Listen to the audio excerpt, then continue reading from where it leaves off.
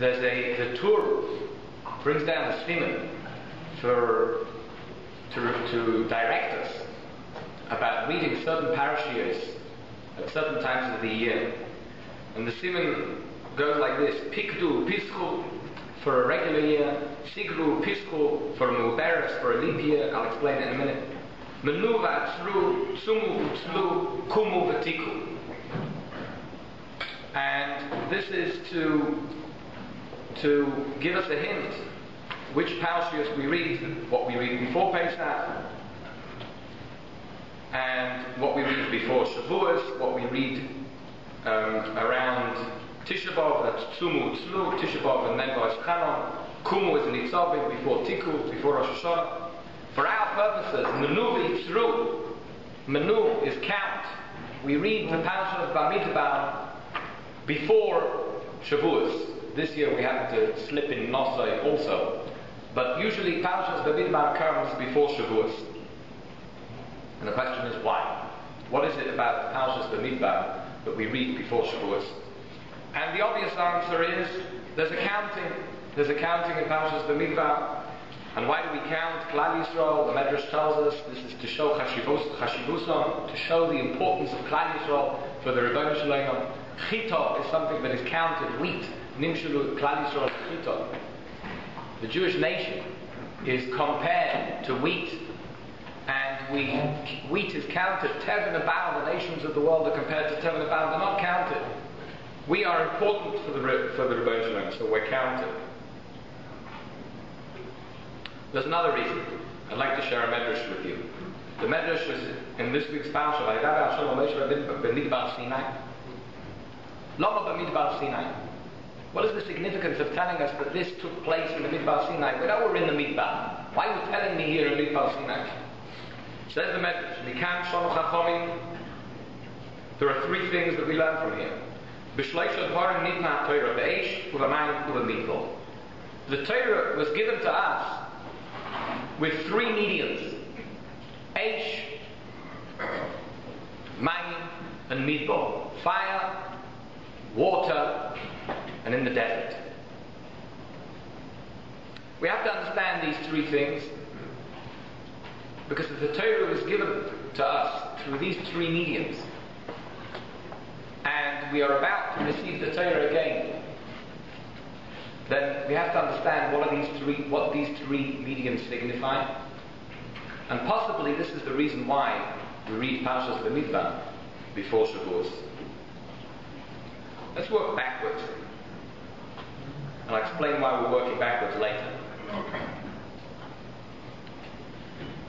There's a reason why, by the way, there's a reason why it's important for us to understand these things, because the Gemara in Brachos tells us that the same way in which the Torah was given, so too that's the way we must approach Torah and mitzvahs. Right? Limuda, kiyuma, kinesi nasa. Learning Torah, keeping the Torah and mitzvahs that the Rebbeinu Shalom gave us, must be done in the same way, in the same manner in which these Torah and mitzvahs were given. That's why it's important for us to understand this. So we'll start with Bamidbar.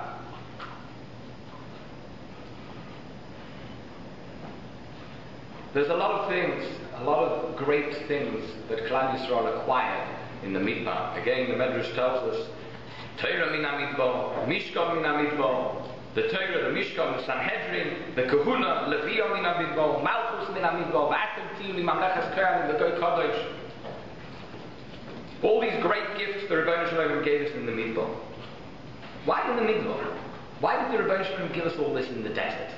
What is it about the desert in which we must have received the Torah in the desert? Why?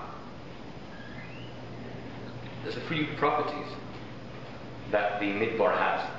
Again, everything I'm saying over here, by the way, is all sourced in the Midrash. So I won't have to say again the Midrash. It's all Midrash.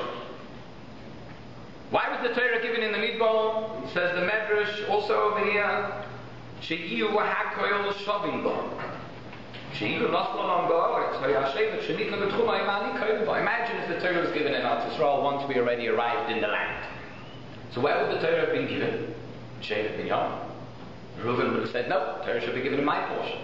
Right? And we know the arguments that took place with the mountains. Each Shavuot would say, I want the Torah given in my portion. And imagine if the Rebbe would have given the Torah in that portion of Klal Yisrael that belonged to a certain Shavuot, then that Shavuot may claim ownership. Says the Rebbe, I'm giving the Torah in the Midbar, Hakol Shavim. Everyone has equal access to the Torah. It's given in the Midbar. Everybody. That's number one. Another thing about the Midbar, Chazal had a statement like, Nitna Torah ela le'ichlei hamon. The Torah was given to those that ate mon. What's the significance of this statement? What does it mean? So we have to understand what the mon was. Just let's digress a little bit. There's a story in the Gemara that the Talmidim of Rav Shimon bar Yochai asked him, why did the Rebbe Shalom give mon every day? The Rebbe Shalom could have given mon once a week, once a month. We get our paychecks once a month, right? Or once every 2 weeks when they come, right? Once a year, give everybody. The Muslim, the Harora that they took out of Mitzrayim lasted them for 61 meals. So the Rebbe Shalom, it's not hard for the Rebbe Shalom to do that. So he answers them and he says, I'll tell you a story. What's the story? King had one son. And the king's son was Samuch al Shulchan. The king was responsible to sustain him. And he said to him, tell me, how much do you need for a year? He says, that's a nice arrangement. How much do you need for a year? Gives him a sum. He cuts him a check. And he says, here, you put it in your bank account. Whenever you need, you need. The king never saw the son. He never came up for coffee anymore. That's it. He's got his money. He doesn't need him anymore. And the next year he calls up, the money's run out. He says, hey Dad, can I come around? He says, sure, come in. Anyway, he sits there visiting his father. And the king said, I never get to see this fellow. And now I figured out why. He says, from now on, a weekly check. You've got to come in and pick up your check every week. I want to see you. I want to have a relationship with you. So too, says Rav Shimon bar Yochai,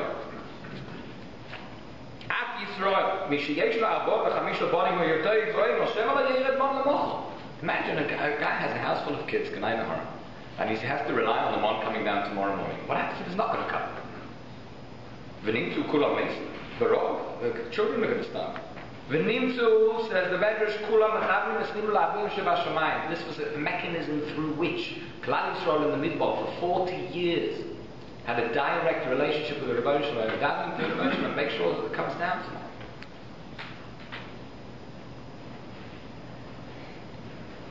Says the Midrash,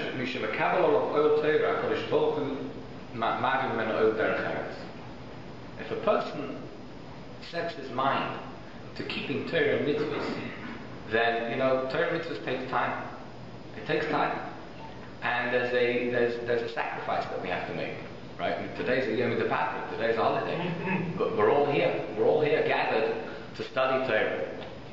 I was once in a taxi in Eretz Yisrael. The taxi drivers in Eretz Yisrael are the salt of the earth. Get into a conversation with these people, it's unbelievable. You can learn so much from them. So I'm in the taxi and I strike up a conversation with him as a taxi driver. A blazing cop. I don't know if he didn't look religious to me. And I said to him, how many hours a day do you work? So he goes, I work from 10 till 4. So I said, 10 in the morning till 4 o'clock, you can make a living.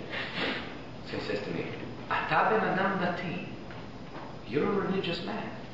Aparnasan nashamayim. God is the one who provides for us. He's giving me Muslims. So I said, no, seriously, how can a guy work from 10 o'clock in the morning till 4 o'clock in the afternoon and make a living?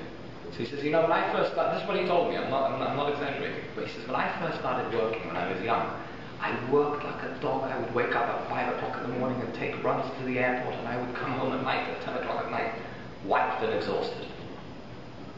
And you build a family and there's kids, and he says, I want to see my kids in the morning.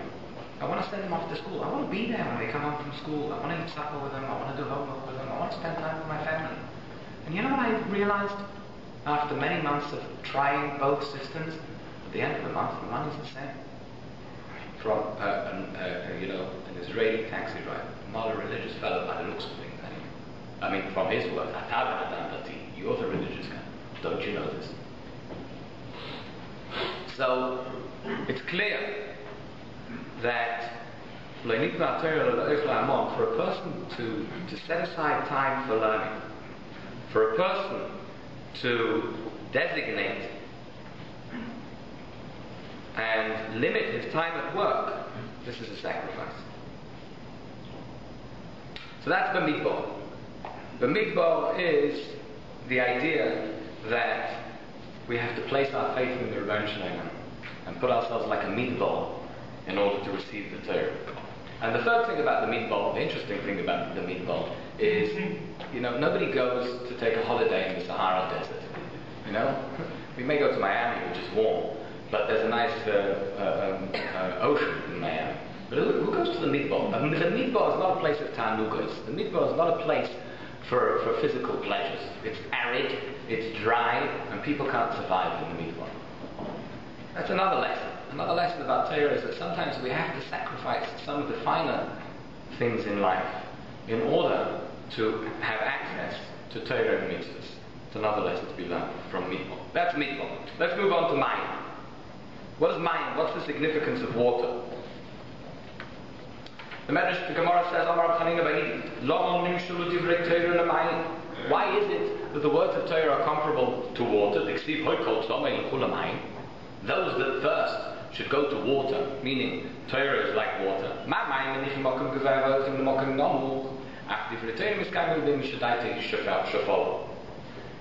Divrei Torah, the words of Torah, Torah mitzvahs, you can't be a show-off. A person can't be haughty. A person has to be a humble individual for Divrei Torah to be miskayim here. That's a lesson in the Gemara. But we see from here that Divrei Torah is mishulim to water. Divrei Torah is like water. There's an interesting halacha. The halacha says like this: Hasheise mayim litzomoy. I heard this, by the way, from Rabbi Rosenblum in Al Yisrael. He says this over from Rav Shach. He writes in one of the Hakadonos to Avi Ezri. Rav Shach writes, what does it mean when the halacha says Hasheise mayim litzomoy? Mevarach shakol ni'abidvara. An individual who drinks water to quench his thirst makes the bracha of shakol ni'abidvara. What a strange lashon. What a strange terminology. It doesn't say a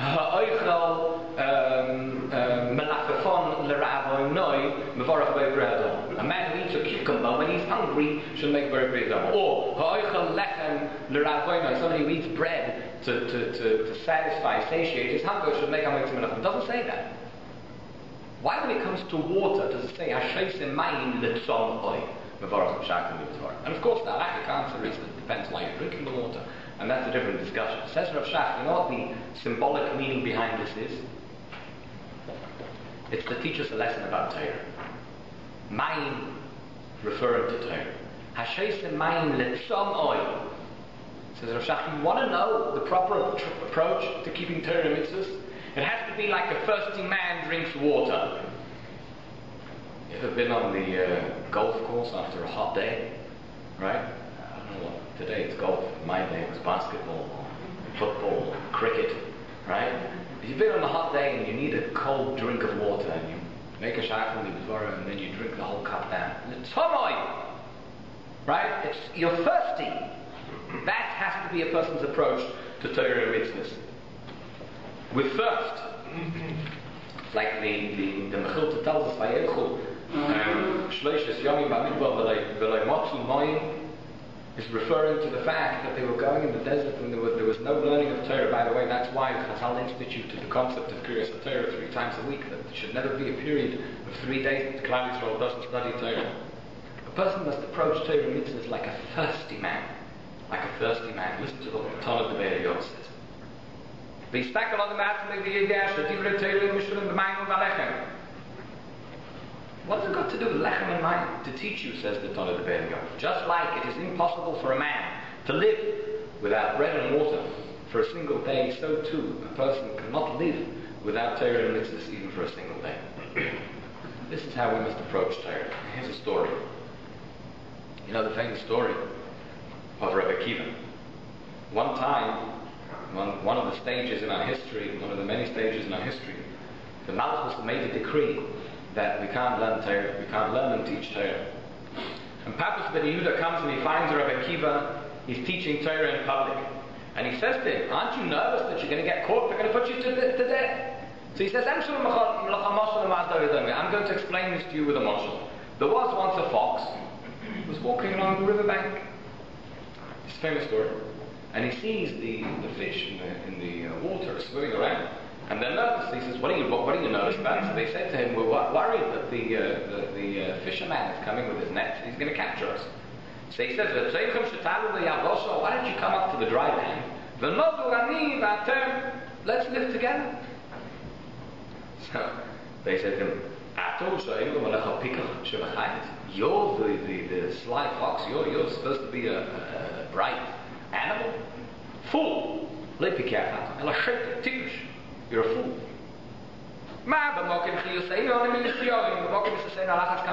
Here we're nervous because we can't survive in the water, which is where our chiyus comes from, on dry land. Let's put it in our terms. Let's put this mashal and let's bring it down to our terms. Mashal ma'adol le'im. You have an individual who suffers from emphysema, and he's attached to an oxygen tank, big, massive oxygen balloon in his house. And one day the village is attacked by marauders, and his friend comes running in and he says, listen, the enemy is coming, they're going to kill everybody they find. Run away quick. Otherwise, who knows, you won't survive. So the fellow says, run away. I can't run away. I'm fixed to the oxygen tank over here. How can I run? He says, but they're going to come, they're going to kill you. So he says, idiot. If I disconnect from the oxygen tank, that is my death. I won't be able to survive. Whether they come or they kill me, they don't kill me, I don't know. But one thing is guaranteed. To disconnect from this oxygen tank is certain death. Says Rabbi Akiva, you know the difference between you and me? The difference between you and me is, for me, to disconnect from Shmiras HaMitzvahs and Limud HaTorah is certain death. And therefore, I can't survive without this.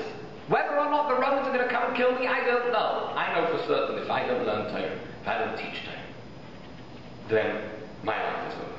That is what the thirst for Torah should look like. And here's another Gemara, just to illustrate this further. Interesting halacha. The halacha says if somebody kills somebody b'shem gate, right, they have to go to gods. I don't know if you're familiar with this concept. But we don't have it anymore. In the old days, there were cities in Eretz Yisrael that were designated specifically for an incident when somebody, by mistake, killed somebody. And that's where they went to. Says the halacha. The halacha says, Talmid Shegola, Golin Rabbi Imoy. Imagine you're a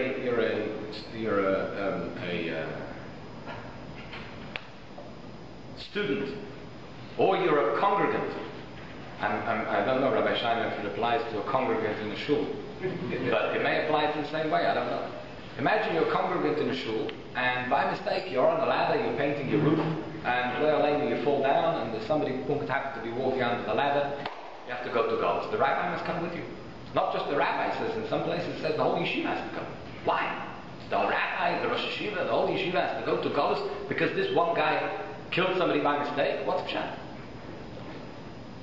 Says the Gemara, you know why? It says that the individual that killed B'Shayvi must run away to one of these cities and live. Do you know what life means? Life means continuing to study Torah and be Mekayim Mitzvahs. And if he can't do it, then his rabbi must come to him. His rabbi must come to him. If he's used to this rabbi, and this rabbi is the only rabbi that inspires him, rabbi must come to him. Not only the rabbi, some the whole yeshiva must come to him. That is what chiyus is. That's what life is. Because, see, Motti, a yearning, a thirst for Torah should be in such a way that it's impossible to survive in any other way. There's many reasons given. We read Rus on Shavuot. Why do we read Rus on Shavuot? There's many reasons given why we read Rus on Shavuot. Chavet HaMelech, Gemilas Chasodim, Malchus, Torah Shabbat Peh. There's many different reasons given. Could be that one of the things we learn from Rus, you know that when Naomi turns to Rus and she says to Rus, listen, you know, I'm going back to Eretz Yisrael.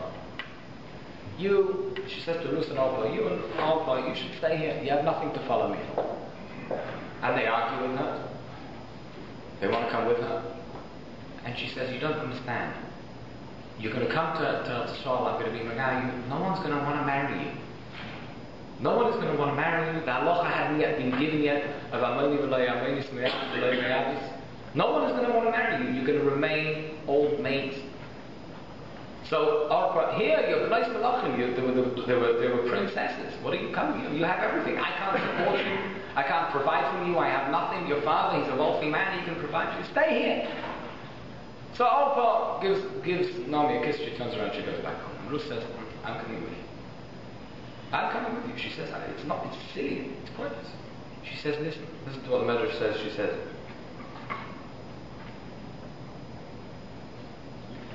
Mikol mokoim daiti leis gaya elamuta v'yovach v'lo yedei achares. Says Ruth to Naomi, I'm coming with you, whatever the case is. Bashal telchi evich, bashal tolim olim. I'm coming with you because I want to do this. And there's nothing that you can say that's going to convince me otherwise. Ruth has an ishteikus. She has a desire for divrei Torah. She has a desire to be Mekayim Torah and mitzvahs. And so she follows Ruth to go with her. And the third thing, we've covered Midbar, we've covered Mayim. The third thing is Eish. Now the interesting thing about Eish is, about fire, is that as we know, the Midrash says, the Torah was not the Midbar, but the Mayim of the Eish. Right? The Torah was given to Eish, the Midbar, Mayim of the Midbar. With three things. And yet, listen to this description, right? This is in Voice Canon, when Moshe Rabbeinu goes over the detailing of the giving of the Torah in Perek Daled. There is a whole description. Guard yourself, you shouldn't forget this, Ma'amad al Sinai, it's a mitzvah to remember Ma'amad al Sinai. And you stood under the mountain, and the mountain was going up in flames. And the Rebbe was speaking to you from the fire, etc., etc. The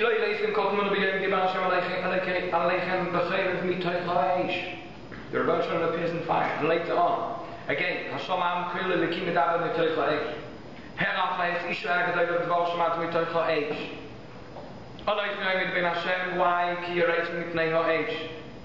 and later on, then it says, and later on it says, 12 times in this parasha is mentioned Eish. Midbar, not once. Mayim, not once. So if the Midrash tells us that the Torah is not Eish, the Mayim, the Midbar, Moshe Rabbeinu doesn't seem to mention Mayim and Midbar. Eish seems to be the prominent of all the effects that took place at Har Sinai. Why is that? Not only that, but to strengthen the question, the Torah, in Avraham Memzayim, in detailing the Birkas HaTorah, he says like this: This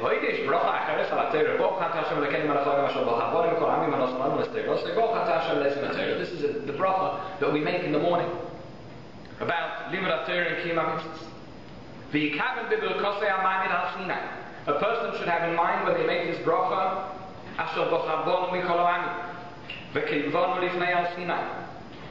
chose us from all the nations and brought us to Har Sinai.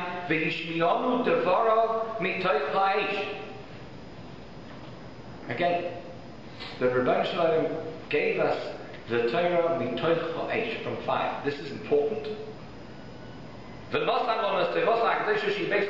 gave us the Torah, which is our lives. Why?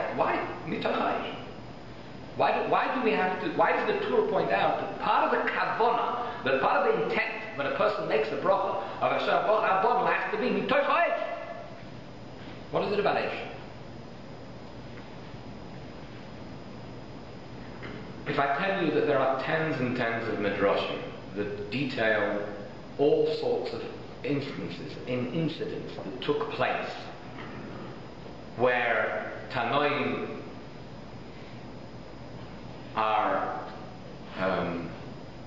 have experiences with fire, I wouldn't be exaggerating.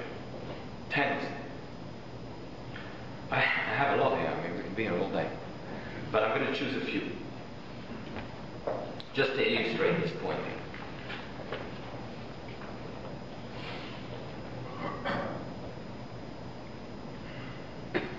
The first thing is the Rashi and Tehillim. We say it on Erev Shabbos, just before Shabbos comes in. We say Mizmor David, Hovul Hashem b'nei Eli, etc., etc. It says Koil Hashem chaytzev lahavos eish. The sound of the Rebbe Shalom giving the Torah is chaytzev, quarrying, maybe etching lahavos eish, with flames of fire. It says Rashi, you know what this means? Each word, each dibur, each of the Aseret HaDibrus came out like a fire, like a tongue of fire from the Ribono Shel Olam and was etched on the luchos. This is the Eish. At Motzei, Tanchum and Yisrael, you find that the Ribono Shel Olam gave the Torah Ha'akil Shel Eish. Everything was fire. Fire. Kesova Shel Eish, Oireseo Shel Eish, Chayoto Shel Eish, Mimino Eish Doth Lomai. Fire. This fire continues into the future generations. Listen to this story. Rabbi Yochanan ben Zakkai is riding by Rabbi Elazar ben Aruch. Rabbi Elazar is with him. His Talmud, Rabbi Elazar ben Aruch. So he says, let's learn something together in Ma'aseh Merkava. Ma'aseh Merkava is the loftiest limud that a person could learn. It details the structure of the Elomis Yonim, of the Kisei HaKovod, of the way that the Rebbeinu Shalom runs the world. It's very lofty learning. So he listens to him, and he gets off the donkey and he sits down on a stone, and they start learning the Ma'aseh Merkava.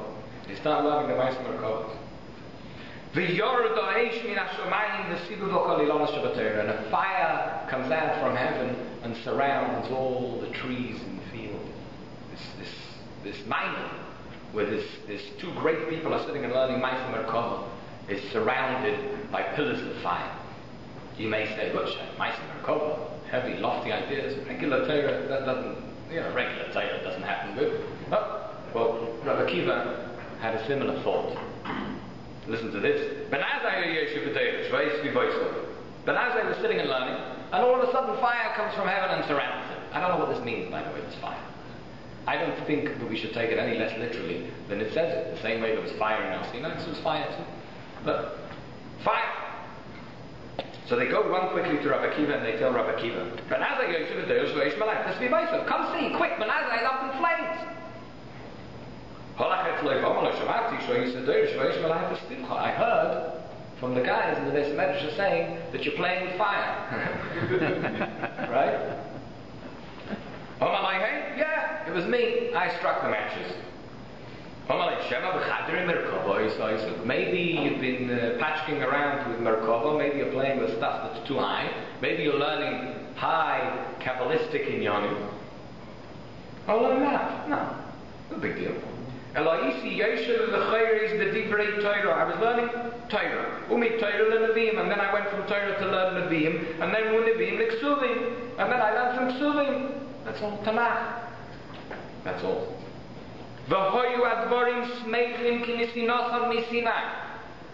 And it was as if the Torah was just given. It was so alive. It was like the Torah was so giving. And isn't it true, Ben Azai says to Rabbi Akiva, that when the Torah was given, it was given in fire? Why should it be any different now?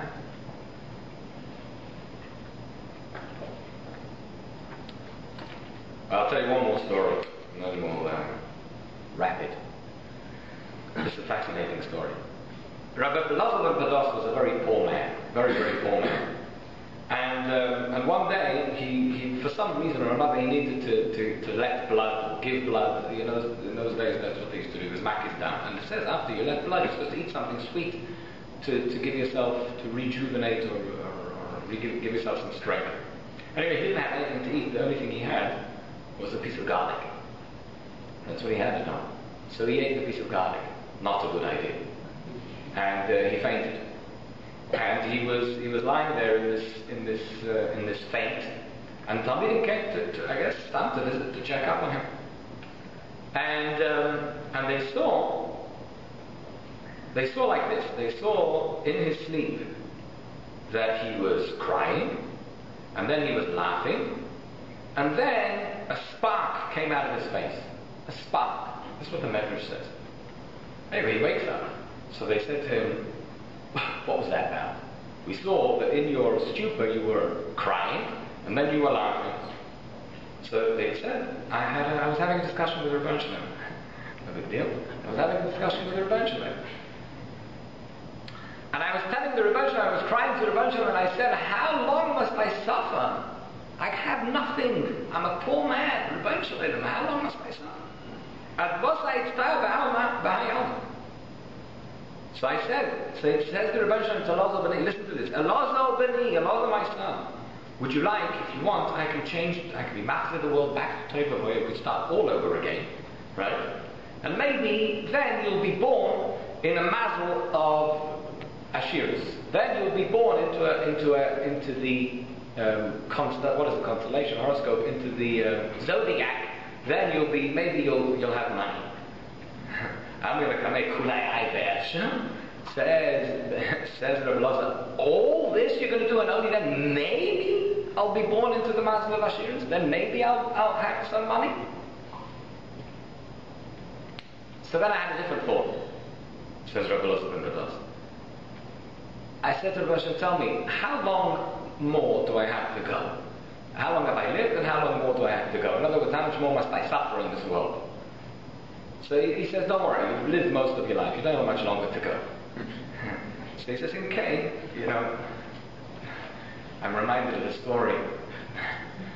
There was once a fellow who was by the Koisel Amarok, he was by the Koisel.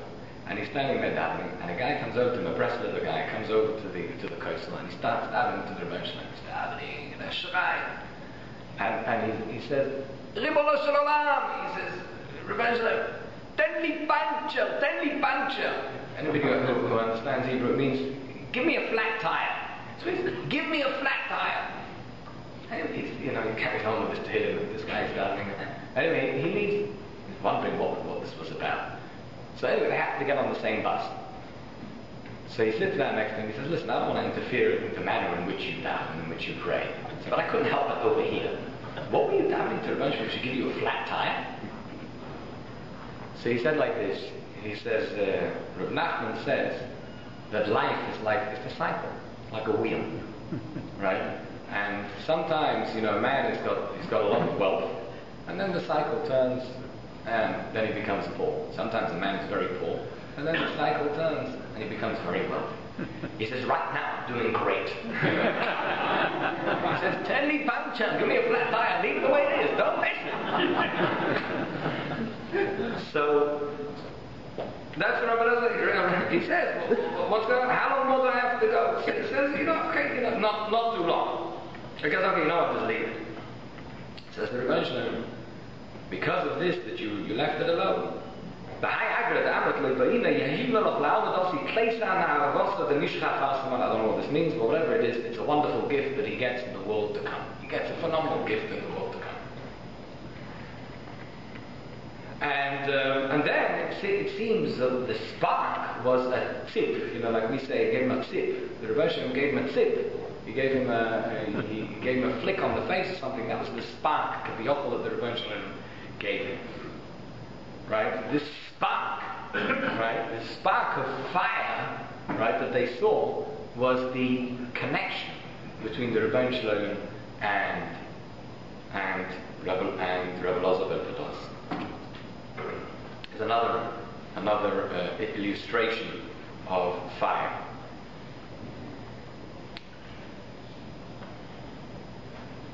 So what is it with fire? What is it that we see here? And why is it that fire seems to be the most prominent of the elements of Kabbalah Satorah? It says the Steifer in Sefer Chayei. He says like this. He says all four Yesodus, H, Ruach, Mayim, Ofor. There are four Yesodus, right? Fire, wind, let's call it, water, and dirt.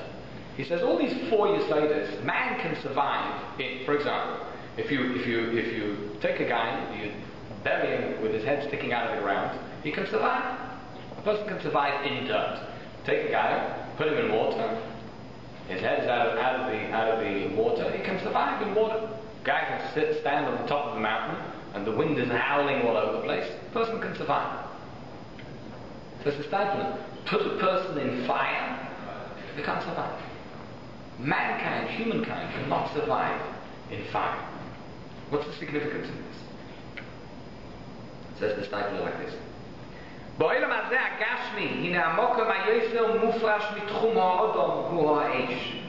The furthest thing from man is fire. A person can't enter into fire. In order to express to the physical form of man the heavenly, high, elevated holiness of the Rabbi Shalom, that a person can't grasp it. Therefore, that's why the Rabbi Shalom came down on the mountain in fire. To illustrate to man, this is something that's heavenly, that's lofty, that's removed from the physical man. That's why Hashem appears to Moshe Rabbeinu the first time. Where does he appear to Moshe Rabbeinu? Why says the Alpha Shemaim? To get used to this. You better get used to fire, mate, if you're sticking around here. Right? This is the lesson, says the Alpha. We put it into our terms. Take a wooden box, right? Dunk it in the water. It remains a wooden box. Take the wooden box, dunk it in the ground, bury it in the ground. A wooden box, it remains. Take a wooden box, put it up on a mountaintop and drop it. It may fall apart, but a wooden box, it remains. Take a wooden box, put it in a fire. What happens to it? It becomes fire. It becomes ma'achilas eish. It becomes the fuel that fuels the fire. That's what happens to wood when you put it in fucking fire. Koi devorai ke'esh ne'um Hashem. Says the Rebbe Shalom. You know what Torah is? Torah is fire. When a person studies Torah, when a person keeps Torah and mitzvahs, this is fire.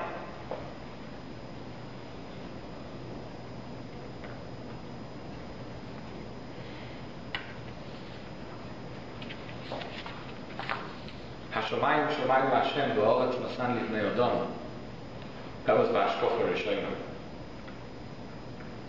But we know כשנוסן תורה לישראל מיד בוטלו גזירה ראשונה והתחתונים עלו לעליונים והעליונים יורדו לתחתונים. When the Torah was given, it is possible for man, for human, frail man, to become elevated and become the spirit. You know, the Gemara tells us about Eov. The Gemara says, Bikesh Eov liftos kol olam kulim min adin. He says, Barasa Shoyo Pases of Sedukos, Barasa Chamer Pases of Kalutos. You know, you created an ox. An ox is born with split hooves. A donkey has got colored hooves. It's one solid hoof. Right? So says the Alta from Kelm, you know what Eov is trying to say over here?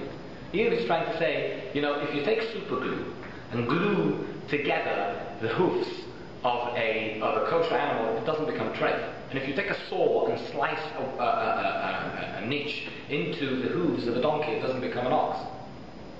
But what do you want? The guy's born a Rosh, he's born a Rosh, emphatic. The guy's born a tzaddik, he's born a tzaddik. If you want to say no, the Gemara says that a tzaddik in Rosh is not born, it's Babachir. Okay, so a guy becomes a Rosh, he's a Rosh, there's nothing you can do about it. What does the Gemara say? The Gemara says, no, Barasi Yetzer, Barasi Torah, Barasi Yetzer, Barasi Torah Dar. Says the Rebbe Shalom, that's not true. With Torah, you have the ability to take an individual and to change an individual, because Torah is fire. And fire, it consumes something to such a degree that it becomes like a part of it. This is what Rus is telling Naomi. Rus is telling Naomi, I want to stick with you. I want to become a part of what this spiritual legacy is. Water, first, is a prerequisite. Midbar is a prerequisite.